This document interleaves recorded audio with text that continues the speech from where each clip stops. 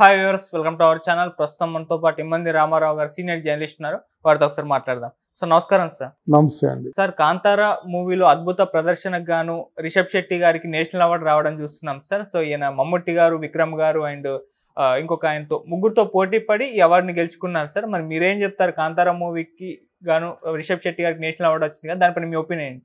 రిషబ్ శెట్టి ఆయన అప్పుడే నిరూపించుకున్నాడండి. అంటే పాండమిక్ పీరియడ్లో వచ్చినట్టుంది ఇది. అప్పుడు ఏ సినిమాలు కూడా థియేటర్కి వెళ్ళి చూడదగిన సినిమాలు లేవు. అటువంటి టైంలో ఆ కాంతారా మూవీ వచ్చింది. దాంట్లో చూసిన ప్రతి ఒక్కరు కూడా రిషబ్ శెట్టిని మెచ్చుకున్నారు. అంటే ఆల్మోస్ట్ ఆల్ నిర్ణయం అప్పుడే జరిగినట్టుగా మనం అనుకోవచ్చు. తర్వాత ఈ కాంతారా మూవీ వెనుక ఉన్నది అల్లు అరవింద్ గారు. ఆ సినిమా అక్కడే బాల్తేరు వీరయ్య ఏదో సినిమా వచ్చింది. కొన్ని సినిమాలు ఫ్లాప్ అవ్వడానికి కూడా కారణం కాంతారా. కొన్ని సినిమాలు ఫ్లాప్ అయిపోయినాయి. కాంతారా ముందు ఏ సినిమా కూడా నిలబడలేదు అన్నమాట. కనుక ఈ సినిమా తాలూకు ప్రమోషన్ వెనక మరి ఆయన శ్రీమాన్ అల్లు అరవింద్ గారు ఉండొచ్చని నా అంచనా. ఇప్పుడు మీకు భద్రమేనండి, చాలా బాగుంటుంది.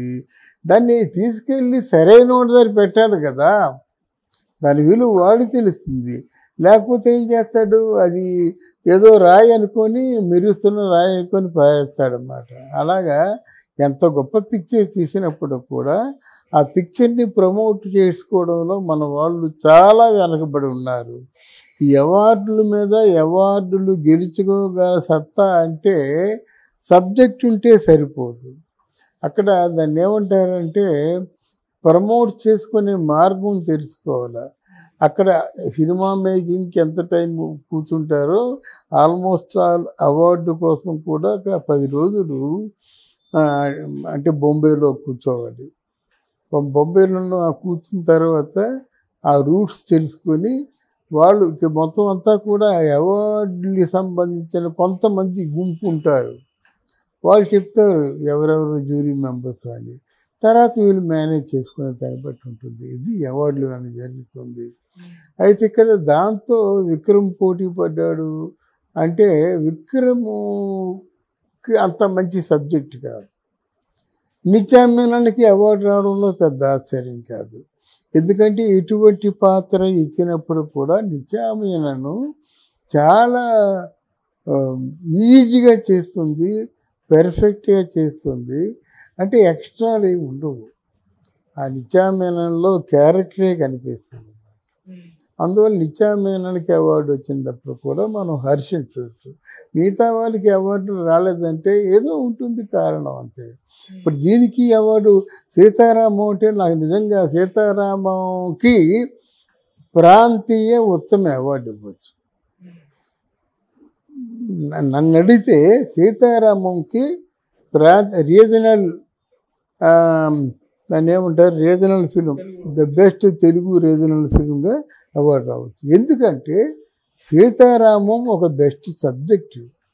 సీతారామం మన సబ్జెక్టు, మన కుటుంబం సబ్జెక్టు, మన మానవ సంబంధాల్లోని మాధుర్యం గల కథ.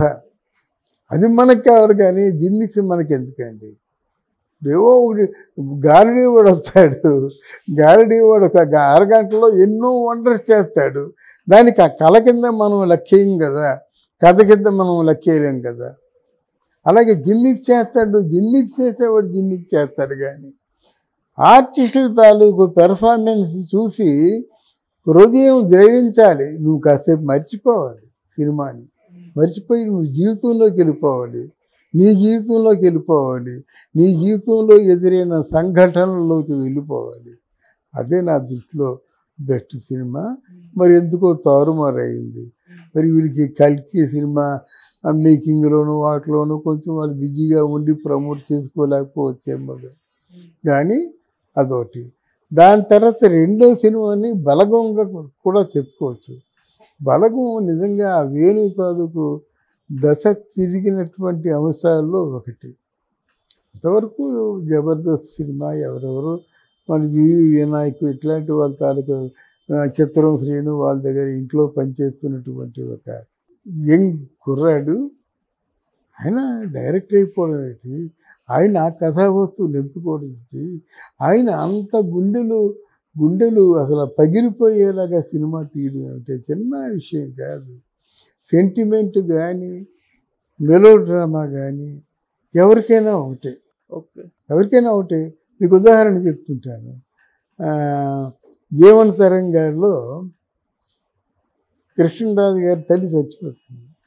ఎందుకంటే కృష్ణరాజు దొంగ, ఆ బాధపడలేక వాణిశ్రీ చెల్లులు చచ్చిపోతుంటే తెలియదు, ఈ కృష్ణరాజు కోసం ఎదుగుతుంది వాణిశ్రీ. ఎక్కడ చూసినా తల్లి చచ్చిపోయిందనే విషయం తెలియదు. ఓకే. ఇక్కడ పోలీసులన్నీ పట్టుకొని తరుగుతూ వస్తారు. సడన్గా ఒకటి తప్పుకోమని చెప్పేసి ఆ కొమ్ము కాస్తాడు, తల్లి పాడిపోస్తాడు. అక్కడ గుండె ద్రవించిపోయింది కదా, వాడు తెలియదు తల్లి అని. కానీ అదే మనసే మనిషికి బంధుకాన, భయపడి త్రెంచుకు పారిపోయిన తెలియని పాశం వెంటబడి నీ రుణం తీర్చుకోమంటుంది, నీ భుజం మార్చుకోమంటుంది. ఆత్రేయ పాట. And this is called melodrama. ఈ మెలో డ్రామాకి సొంతమైన సినిమా సీతారామం. అంటే మనం క్రిటిసిజం అంటే నోటుకు వచ్చింది చెప్పడం కాదు, ఎక్కడ ఎందుకు ఏది వాళ్ళు చూసుకోవాలి. కనీసం నెక్స్ట్ టైం మనం వాళ్ళు జాగ్రత్తగా ఉంచుకుంటారు కదా.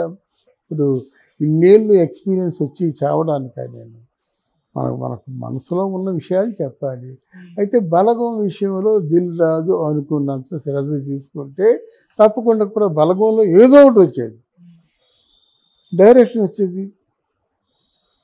లేదా ఆయన సుధాకర్ రెడ్డి ఎవరు ఉన్నారు, ముసలాంటి క్యారెక్టర్, ఆయన రావాలి, ఇలా ఉండేది. కానీ కొంచెం ఉంటుంది అదే మరి చిరుక్కులు శ్రీనివాస్ చేస్తే పరిగెత్తరు ఇలా ఉంటుంది అన్నమాట. ఏదేమైనప్పుడు కూడా మన తెలుగుని మర్చిపోకుండా తెలుగులో ఉన్నటువంటి మన సినిమా కార్తికేయ 2కి వాళ్ళు అవార్డు ఇచ్చినందుకు వాళ్ళని మనస్ఫూర్తిగా అభినందిద్దాం. సో ఇప్పుడు అంటే కాంతారం మూవీకి గాను, రిషబ్ శెట్టి గారికి, తిరు మూవీకి గాను, నిత్య మీనన్ గారికి రావడం పైన మీరు సంతృప్తి వ్యక్తం చేస్తున్నారంట సార్?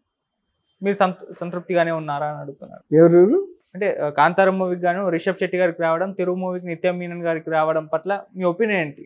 అంటే వీళ్ళకి రావడం ఓకే, వీళ్ళ పర్ఫార్మెన్స్ చాలా అద్భుతంగా ఉంది, లేకుంటే మిగతా సినిమాలు కాంపిటీషన్లో ఉన్నాయనుకోవచ్చా మిగతా యాక్టర్స్?